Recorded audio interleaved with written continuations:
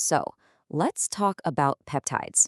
Right now, this has got to be one of the hottest and honestly most controversial topics in health and performance. On one hand, you hear these almost unbelievable stories of recovery and transformation, but on the other, you've got serious warnings from medical experts. So, what's the real deal here? Are we looking at a revolution in medicine or something a whole lot riskier? I mean, the promise, it's incredibly alluring, right?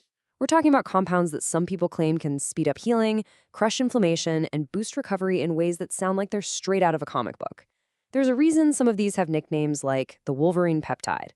The big question is, how much of that is real, and how much is just hype? And just as you're getting excited about all that potential, you have to pump the brakes. Because then you hear from a medical doctor like Dr. Sam, who frames this whole thing not as a medical breakthrough, but as a dangerous game of bio-roulette. That one phrase, it just perfectly captures the high-stakes conflict at the heart of this entire debate. It's all about promise versus peril. Okay, so let's make sure we're all on the same page. What is a peptide anyway? Well, it's actually really simple. Think of them as just short chains of amino acids, like 40 or less. If the chain gets longer, we just call it a protein.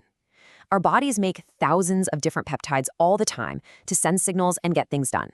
The ones we're talking about today are synthetic versions made to copy or even amplify those signals.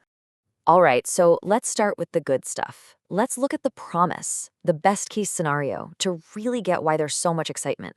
What are people actually hoping to get out of these things that has everyone from pro athletes to biohackers so intrigued?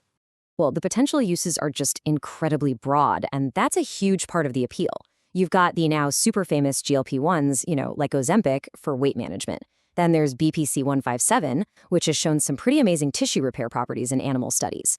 And then there are others being looked at for, well, pretty much everything, from getting better deep sleep to fighting inflammation and even boosting your brain power.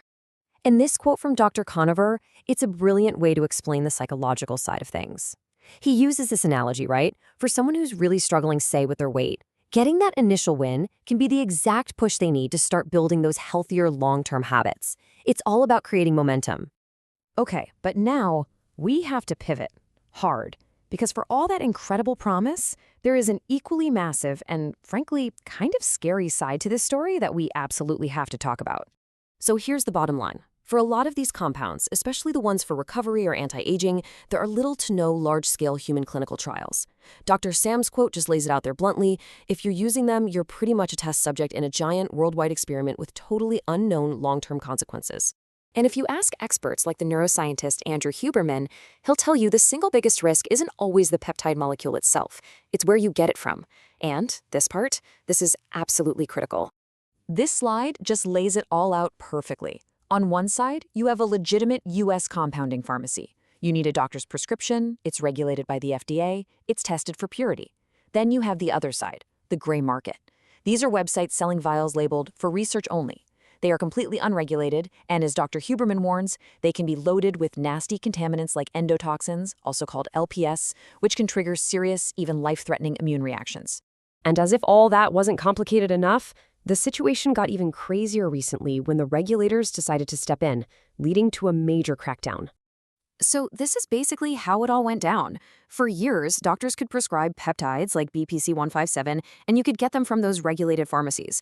But then, in late 2023, the FDA put a whole bunch of them on a list that effectively banned them from being compounded.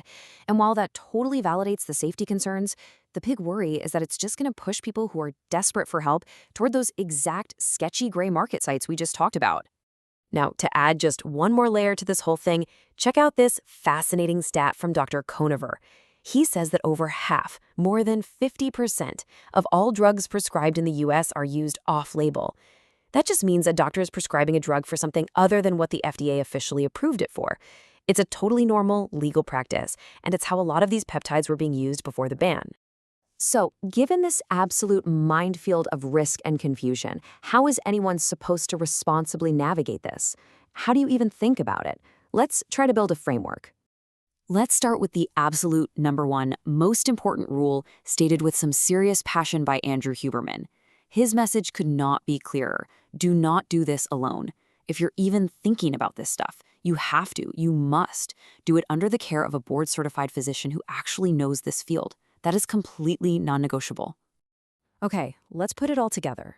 The real takeaway here should be a clear safety-first protocol. Step 1. Do your homework. Really dig in and understand the potential upsides and the very real risks. Step 2, and this is the big one, talk to an expert physician. Never, ever move forward without one. And step 3, if you are prescribed something, you have to verify it's coming from a regulated pharmacy, not some random site on the internet. It's all about the process. And that really leaves us with the million-dollar question, doesn't it? Peptides sit at this wild intersection of incredible potential and massive unknowns. So are we looking at the future of personalized medicine here, a way to fine-tune our own biology?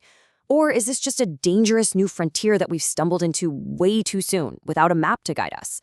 Right now, the answer really depends on who you ask.